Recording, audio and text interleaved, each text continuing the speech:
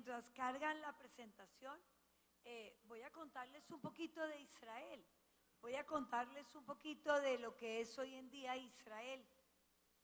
Siendo un país tan joven que comenzó su historia de forma complicada, porque en 1948, cuando decide David Ben Gurión, que era el jefe del Estado provisional que había en ese momento, cuando él decide tomar la decisión de declarar la independencia, Israel era un país solo, no tenía ningún otro país que lo apoyara. Era un país donde vivían una mayoría de árabes, había tenido el dominio de los británicos durante unos 20 años más, como unos 30 años, y era muy complicado arrancar un país que tenía en ese momento 600,000 personas, 600,000 judíos, que la mayoría habían venido de Europa como sobrevivientes de los campos de exterminio. Era muy difícil. Sin embargo, David Ben Gurión fue muy fuerte en ese momento y dijo: hoy intentamos sacar adelante este país hoy, o vamos a tener que esperar posiblemente 2000 años más. Y el pueblo judío no creo que hubiera aguantado 2000 años más de exilio si tenía en las manos de ellos en ese momento crear el país, el único país judío que existe hoy mismo. Por eso lo defendemos tanto, por eso es tanta la guerra que tenemos los judíos con nuestros vecinos. Tenemos que preservar la existencia de Israel. No es fácil. En esos 70 años han habido unas 6 guerras y conflictos más, unas 10 guerras y conflictos que han sido tremendamente complicadas para la existencia de Israel, pero aún así Israel es hoy, después de 70 años, un país del primer mundo. Un país del primer mundo que le ofrece a la humanidad muchas invenciones que mejoran nuestra vida. Así, poquito que me acuerdo ahora mismo, casi todos usamos Waze, y Waze es un invento israelí. Antes de que estuviera el WhatsApp, había una forma de chatear que se llamaba ICQ, que también fue inventada en Israel. Hay un liderazgo inmenso en Israel en la desalinización del agua de mar. Hoy en día Israel, que ha sufrido tanto, que ha sufrido tanto por el agua, es una potencia desalinizadora de agua que le ayuda a muchos países y a muchos lugares en África para que ellos también tengan agua pura, porque el agua y la electricidad son fundamentales para el progreso. Bueno, ya que está mi presentación, entonces voy a arrancar acá.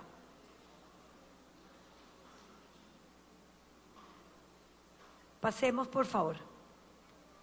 La historia de Jerusalén se remonta más o menos a 3.800 años antes de la era común.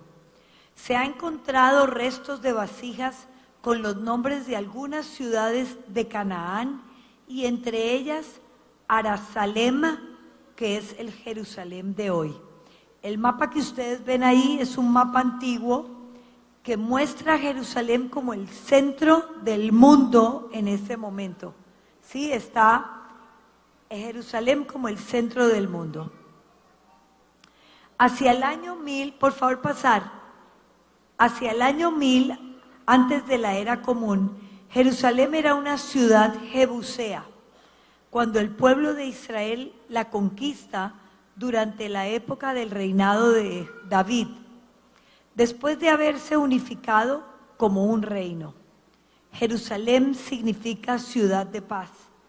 David trajo a Jerusalén el tabernáculo y de esta forma lo transformó en la ciudad en un centro espiritual y en un centro político de gobierno. David fue sucedido por su hijo Salomón, quien por medio de tratados con los reyes vecinos y matrimonios con fines políticos, reforzó aún más su reino cuando expandió el comercio exterior y la prosperidad económica de su país. Su obra magna fue el Templo de Jerusalén, lugar central de la vida nacional y religiosa del país. En el siglo VII antes de la era común, el reino de Yehudá, con su capital Jerusalén, se encontraba amenazado por tres grandes potencias: el imperio asirio, Egipto y, en último lugar, el imperio babilónico, que finalmente va a arrasar con Jerusalén y con su templo en julio del año 587 antes de la era común. Jeremías y Ezequiel, dos de los grandes profetas bíblicos, predijeron la destrucción de Jerusalén y su posterior restauración, pero sus llamamientos no fueron acatados. Nabucodonosor II, el líder histórico de Babilonia, invadió Jerusalén por primera vez en el año 597 antes de la era común. Y el rey Joaquín fue deportado a Babilonia junto a otros destacados ciudadanos, incluido el profeta Ezequiel. Todo este país será saqueado y quedará reducido a un desierto, y estas naciones servirán al rey babilonio durante 70 años. Profetizaba Jeremías en el Antiguo Testamento. La conquista de Babilonia puso fin al primer estado judío, pero no cortó la relación del pueblo judío con la tierra de Israel. Sentados junto a los ríos de Babilonia, los judíos lloraron y prometieron recordar siempre a Sión. Si me olvidare de ti, oh Jerusalén, mi diestra sea olvidada. Mi lengua se pegue a mi paladar, si no ensalzare a Jerusalén como preferente asunto de mi alegría. Salmo 137. A partir de ese momento se inicia la diáspora judía y el judaísmo comienza a desarrollar una vida nueva fuera de la tierra de Israel. El retorno a Sión se da 50 años después de la destrucción de los babilonios y a raíz de un decreto que firma el rey Ciro de Persia, que había conquistado a Babilonia en el año 538 antes de la era común. 50,000 judíos regresan dirigidos por Zerubabel, un descendiente de David, y poco después hubo otro gran regreso liderado por Esdras, el escriba. Esdras tenía la autorización de juzgar según las leyes de la Torá y se encargó de hacer los cambios necesarios desde el punto de vista religioso y social para que el pueblo retornara a los preceptos y la religión. Nehemías, que era un ministro de vinos en el palacio de Ciro, solicita ir a Jerusalén para ayudar a restaurar las murallas de la ciudad y fortificarla para convertirla de nuevo en un centro religioso y nacional. Hacia el año 333, antes de la era común, gran parte del mundo antiguo fue conquistado por Alejandro Magno de Grecia. Después de la muerte de Alejandro, y bajo el dominio de los gobernantes seleucidas, se prohíbe a los judíos la práctica del judaísmo y el templo es profanado con ídolos. Los judíos se rebelan y dirigidos por Matitiau el Hasmoneo y sus 5 hijos, recuperan y purifican el templo. Hasta el día de hoy celebramos la fiesta de la luz en Hanukkah para recordar el milagro de la reinauguración del templo. Los judíos logran su autonomía por 80 años bajo el régimen de los reyes hasmoneos, comenzando con Simón, pero hacia el año 63, el general romano Pompeyo conquista Yehudá y lo anexa como provincia a un nuevo imperio que está surgiendo y que se llamará Roma. Roma impone a Herodes como rey de Yehudá y Jerusalén se expande. Muchas construcciones y murallas, palacios y fortalezas son construidas en la ciudad y más adelante Herodes construye el templo, el segundo templo de Jerusalén, como la obra más maravillosa de esa época. Durante el reinado de Herodes en Jerusalén, Jerusalén se encontraba en un esplendor económico, pero había grandes diferencias sociales entre las clases, lo cual genera el anhelo de la llegada del Mesías. La aparición de Jesús y sus actos trajeron como consecuencia la creación de una nueva religión, el cristianismo. Jesús fue considerado por algunos el Mesías. Fue crucificado por haber sido encontrado culpable de rebelión. Hacia el año 66 de la era común, estalla la gran rebelión que generará un sitio nuevo a Jerusalén por más de 4 años y que culminará al ser destruida la ciudad y su templo. Los tesoros son llevados a Roma y la ciudad queda desolada. Hacia el año 132, los judíos se rebelan. Este es un mapa que se encontró en Jordania, es un mapa de Jerusalén. Está hecho con mosaicos, sí. Hacia el año 132, los judíos se rebelan nuevamente contra Roma, liderados por Bar Kokhba, y logran autonomía total, pero esta alegría solo les va a durar 3 años, porque en el año 135, después de la era común, los romanos logran recuperar el mando de Yehudá y de Jerusalén, y esta queda destruida. Adriano, el emperador de Roma de ese momento, decide restaurar Jerusalén de sus ruinas y convertirla en una polis. Es así como cambia el nombre de Jerusalén a Aelia Capitolina.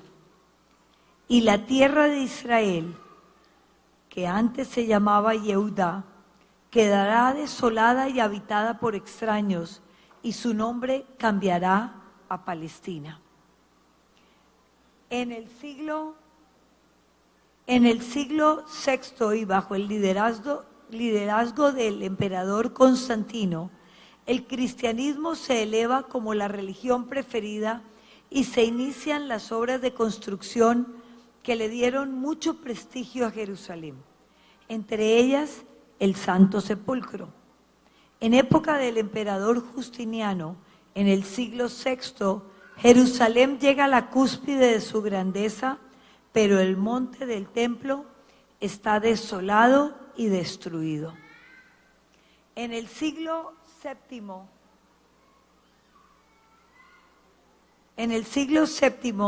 después del nacimiento del Islam, Jerusalén fue marcada como la tercera ciudad más santa después de la Meca y Medina. En el primer año de su conquista, construyeron 2 lugares religiosos, la mezquita de Al-Aqsa y el Domo de la Roca. Durante el dominio árabe, Jerusalén creció en construcciones musulmanas, pero destruyó iglesias y obras de culto cristiano. El monte del templo era prohibido para los judíos, por lo que se organizaron rezos frente al monte de los olivos. Esa es la explanada del templo. El domo de la roca es el domo dorado y la mezquita de Al-Aqsa se ve hacia un lado en una esquina.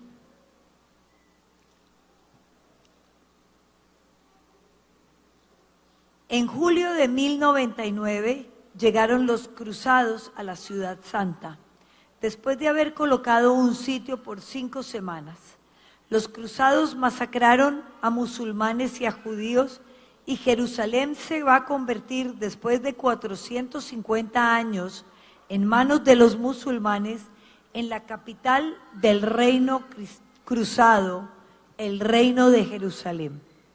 100 años duraron los cruzados hasta que Saladino, el musulmán, conquistó la ciudad nuevamente para el Islam.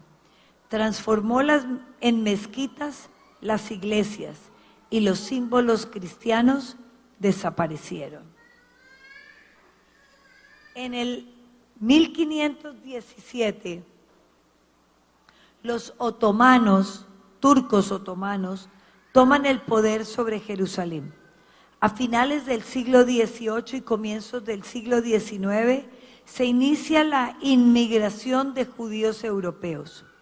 A principios del siglo XIX, la población de Jerusalén se centraba únicamente en la ciudad vieja, con 9.000 personas, 4.000 musulmanes, 3.000 cristianos y 2.000 judíos. En la ciudad vieja había 5 barrios: el barrio musulmán, el barrio cristiano, el armenio, el mugrabí o marroquí y el judío. La situación de la ciudad era penosa, estaba sucia, calles y casas destruidas, alta mortandad, y los judíos y cristianos, que eran minorías, tuvieron limitaciones políticas, judiciales y religiosas. En 1833, con la conquista de los egipcios a Jerusalén, comienza la modernización, y luego de 1000 años de vivir amurallados, comienza el proceso de salida. Se crea el barrio Mishkenot Shananim y otros más afuera de las murallas, por lo que aumentaron los habitantes y se construye el ferrocarril que viaja de Jerusalén a Yafo. ¿Ese es Mishkenot Shananim? Bueno. En 1917, los británicos conquistan Jerusalén y comienzan los 30 años del mandato británico sobre Palestina. Nuevamente es la capital, y eso le permite crecer y desarrollarse. Calles pavimentadas, caminos y barrios judíos y árabes, la construcción de la Universidad Hebrea en 1925 y un centro comercial modernizan a Jerusalén. Los británicos permitieron y aportaron al aumento de los medios de transporte, pero aumentó también la tensión entre judíos, árabes e ingleses, que permitió derramamiento de sangre. En 1947, las Naciones Unidas cita a una asamblea general para terminar el mandato británico y convertir a Jerusalén en una ciudad internacional. Este mapa es la partición de Palestina en el año 1947 en las Naciones Unidas, que proponía un país que es el de color naranjado para los judíos, un país que es amarillo para los palestinos y una ciudad internacional que corresponde al blanco y que era Jerusalén. Desafortunadamente, los árabes palestinos dijeron que no. Israel, los judíos, después de 2000 años de no tener tierra, no les importaba si era pequeño o era grande, pero dijeron sí, rápidamente y necesitaban un hogar para aquellos sobrevivientes que estaban en campos de desplazados en Europa después de haberse terminado la guerra en 1945. Inmediatamente Israel toma la decisión de crear el Estado judío, a pesar de que la situación no era la ideal y que no había el respaldo internacional que necesitaban. Okay. El 15 de mayo de 1948, el miércoles en la noche, jueves pasado, los judíos declaran la creación del Estado de Israel y con la partida de los británicos, los judíos y árabes pelean por gobernar Jerusalén. Los árabes sitian la ciudad, hay escasez de alimentos, agua, medicamentos y municiones. En 1949, tras un alto al fuego, Jerusalén queda dividida. La ciudad vieja, incluido el barrio judío, queda dentro de Jordania. El 10 de diciembre de 1949, David Ben-Gurión declara Jerusalén la capital oficial, eterna e indivisible del Estado de Israel. En junio de 1967, estalla la Guerra de los 6 días. Los soldados del Tzahal, ejército de Israel, toman la ciudad vieja y la integran, convirtiéndola de nuevo en una sola ciudad. El monte del templo vuelve a manos de los judíos. Ese es el momento en que los paracaidistas llegan al Muro de los Lamentos en la parte antigua de Jerusalén. Pasemos, por favor. La reunificación de Jerusalén no fue tan rápida ni tan fácil. Los jordanos declaraban que no cederían su reinado en Jerusalén, pero aún así nuevos barrios comenzaron a desarrollarse en las colinas y tanto árabes como judíos le dieron un gran empuje a la ciudad. Durante los 19 años que la ciudad vieja estuvo en manos de los jordanos, fue destruida casi en su totalidad. Las sinagogas y las academias de altos estudios talmúdicos, las iglesias, trataron de borrar todo recuerdo de una vida judía y cristiana en el lugar. Poco a poco, después del 67, las autoridades israelíes restauraron los barrios de forma tradicional y fueron destruidas las edificaciones que habían hecho cerca del Muro de los Lamentos. La reconstrucción de Jerusalén es hoy en día un museo abierto para quienes la visitan. Pasemos. Hoy en día Jerusalén es una ciudad vibrante y moderna y en la que conviven las 3 religiones monoteístas. Hay muchas cosas para hacer y para visitar, si te interesa la historia y las religiones. Aun cuando hay una densa calma, la vida de cada quien se mueve en su entorno específico. Israel la considera su capital eterna e indivisible, y así deberá ser para siempre. Muchas gracias.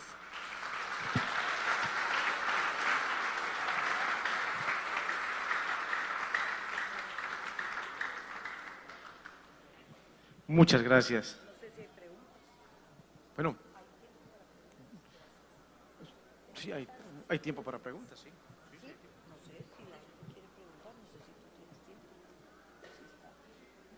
Bueno, fue un espacio para conocer más de qué pasa mundialmente con Jerusalén. A veces vemos las noticias y pues casualmente hace poco nuestro país fue uno de los que no estuvo de acuerdo, ¿cierto? Sí, acá Moral Lili me decía que si alguna pregunta tenemos como comunidad, Entonces, lo único que de pronto la aclaración, nuestro país frente a Jerusalén, cómo se ha, se ha comportado estos últimos años. Colombia, a través de la historia, fue neutral. En la votación de Naciones Unidas en 1947, Colombia votó en blanco, lo que quiere decir que no estaba ni a favor ni en contra. Israel tiene buenas relaciones con Colombia. Colombia a veces es pro-Israel, pero a veces también por su misma política debe quedarse un poco neutral. No tenemos queja de Colombia, gracias a Dios. Es un país que nos ha dado, nos ha recibido, nos ha dado libertad de tener nuestra religión, de seguirla, y las relaciones en general son buenas, bastante buenas. Me gustaría que fueran todavía mejores para beneficio del campo, del agua, de recuperar los cultivos, etcétera, etcétera. En realidad tenemos mucho que aprender de allá y ojalá hubiera mejores relaciones. Es buena, siempre es buena. Israel promueve becas para la gente que quiera acceder a ellas. Hay que aplicar por ellas. Tengo una pregunta ya, voy a oír al señor. Sí. Un momentico para que le lleven el micrófono. Es una Aló. excelente pregunta.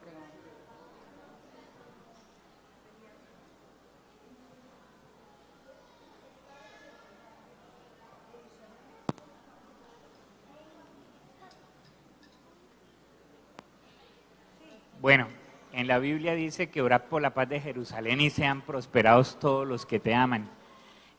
Yo aplico mucho ese principio, soy de los que ama a Israel, a Jerusalén.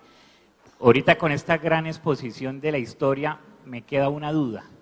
¿Por qué políticamente en la geografía y en todos los lugares encontramos a Tel Aviv como la capital de Israel hasta hace poco que vimos que el presidente Donald Trump, a través de la Organización de las Naciones Unidas, solicitó que fuera declarada y se aceptara a Jerusalén como la capital del pueblo de Israel, que entre comillas sé que también Colombia fue uno de los partícipes y aprobó de que sea así como debe ser, ¿no?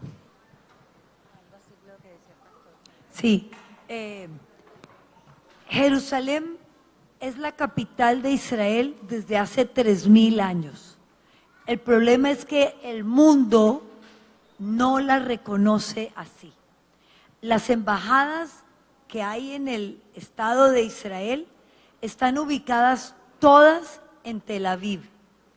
Y por el conflicto mismo han decidido llamar a Tel Aviv la capital.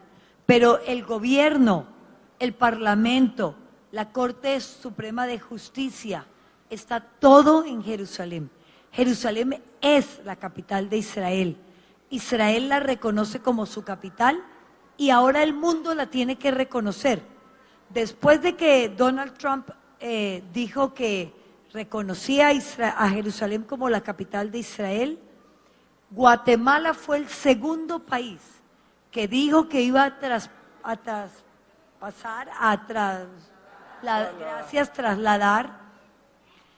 su capital para Jerusalén. Esperemos que Honduras después, esperemos que Colombia en algún momento tome la misma decisión, porque eso es lo que es justo. Jerusalén, a ver, les explico un poquito. A pesar de que es el tercer lugar sagrado para el Islam, Jerusalén, el profeta Mahoma nunca estuvo en Jerusalén. Ellos tienen dos lugares que son sagrados, que son la Meca y Medina, y dicen que Jerusalén es el tercer lugar más sagrado para ellos. Para nosotros es el primero y el único, ¿sí? Ahí estaba la casa de Dios, ahí es la casa de Dios, es en Jerusalén. Ellos dicen que de ahí subió Mahoma al cielo, pero Mahoma nunca estuvo en Jerusalén.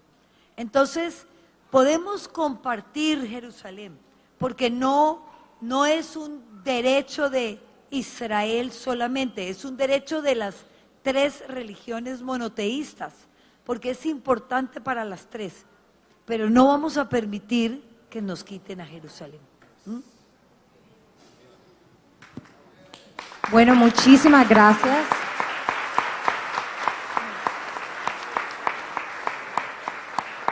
Muchas gracias, Moral Lili, Rosen. De verdad que aprendimos mucho hoy y cuando tenemos conocimiento, la oración es más efectiva, ¿verdad? Entonces, muchas razones adicionales tenemos en este momento para orar por Israel, por Jerusalén y también por nuestro país, porque a cuántos no nos gustaría que no fueran relaciones neutrales, sino fueran más a favor, ¿verdad? Sé que nuestro país sería mucho más bendecido si conservara esta posición a favor del pueblo de Israel. Bueno, y continuando con la programación del día de hoy, vamos a darle la bienvenida a esta generación, ¿verdad? Estos niños, bueno, sí, vamos a darle un aplauso.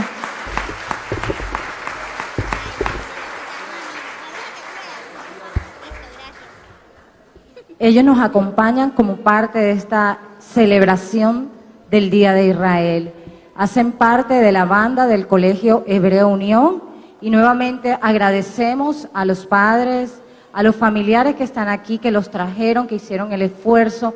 Gracias nuevamente y gracias a ustedes por este tiempo en esta celebración. Muchísimas gracias.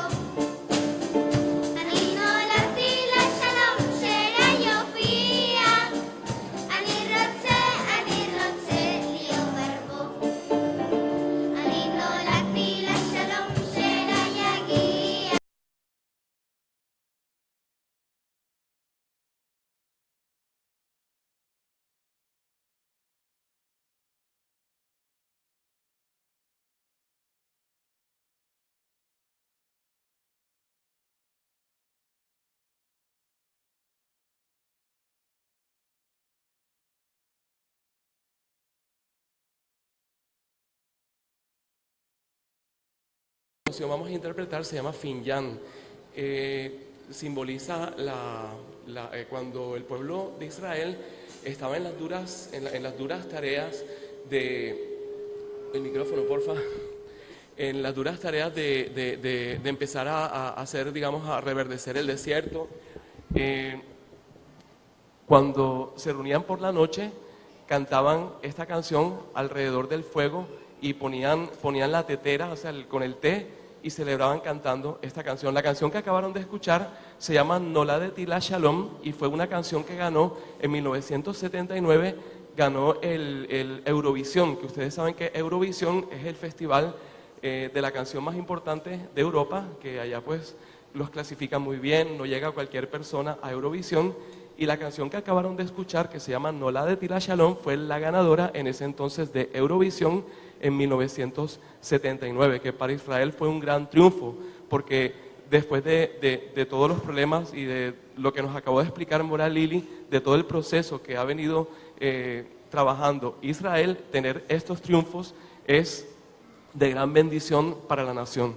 Bueno, los dejamos con la canción Finyan, que recuerden que es cuando se reunía el pueblo después de las duras tareas para restaurar y para formar la nación, cantaban alrededor del fuego cantando esta canción.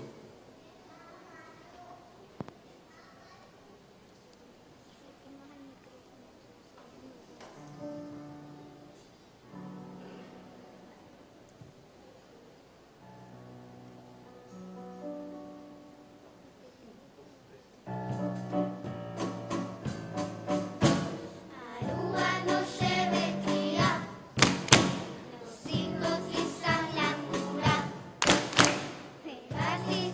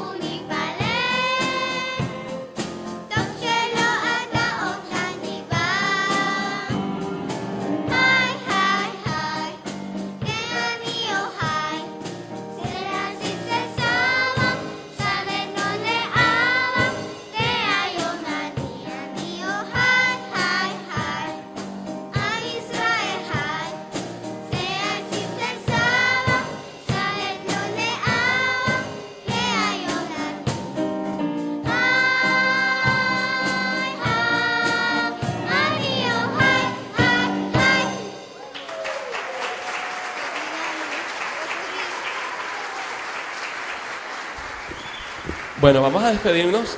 Esta realmente fue la última canción de la presentación. Vamos a despedirnos nuevamente con la canción que les dije que fue la ganadora de Eurovisión en el 79, que se llama Noladeti la Shalom.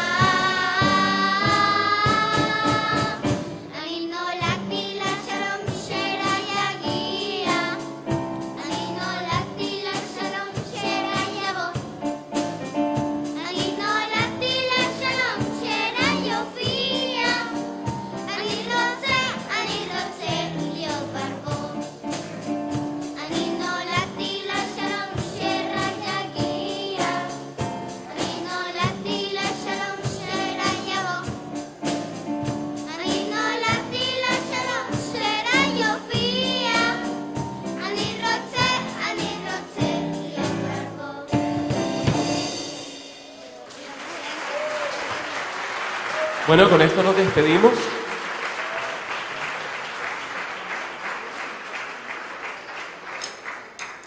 Bueno, con esto nos despedimos.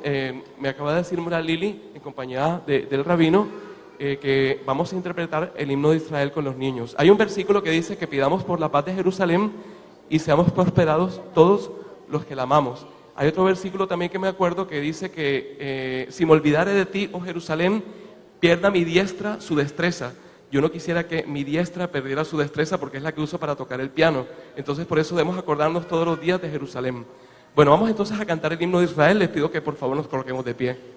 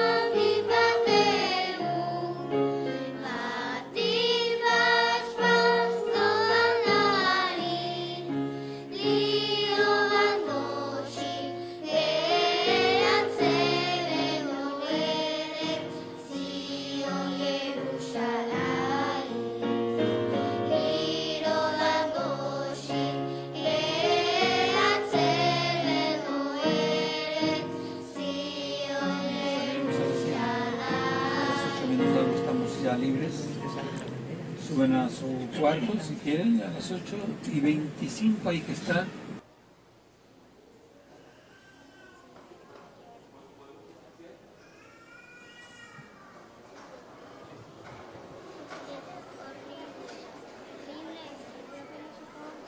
Bueno, hermosa intervención de estos preciosos niños. La verdad que como madre al verlos inspiran, ¿verdad? Uno como padre de verdad inculcarles y trabajar en ellos esto. Bueno, damos gracias a Dios por este hermoso día y bueno, démosles un aplauso a ellos nuevamente. Gracias. Por favor.